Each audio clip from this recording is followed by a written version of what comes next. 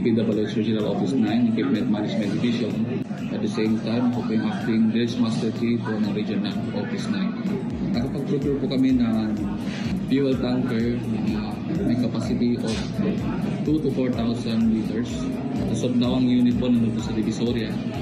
Naka-station po siya doon. With regard sa maintenance, nag-coordinate naman kami sa supply. In fact, ito naman yung mga PM materials niya for first and second schedule. So, ang fuel tanker po ay gagamitin po namin sa mga equipment namin na naka-destiny po sa mga malalayong lugar like sa norte, sa sur. Kasi as of now, meron kaming ongoing mga dredging operation sa Boca del Norte at sa Boca del Sur.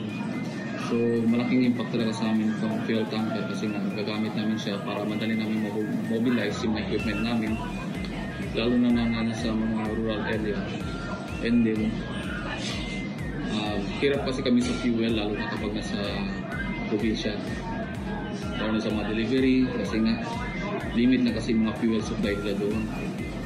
So, pagdating naman sa mobilization, kailangan din namin ng fuel tanker para mag-support sa mga heavy equipment namin like meron kaming prime mover, crane, boom truck, mga support equipment namin para sa mobilization. So daw hindi pa namin na fully utilize yung fuel tanker kasi naghihintay pa kami ng operation namin sa iba't ibang lugar.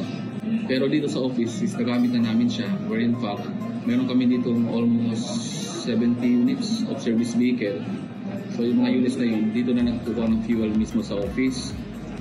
Kasi nga, kaysa pupunta sila ng mga malalayong fuel station, kami nang pumupunta sa fuel station gamit yung fuel tanker, tapos kami nang distribute mismo sa kanila.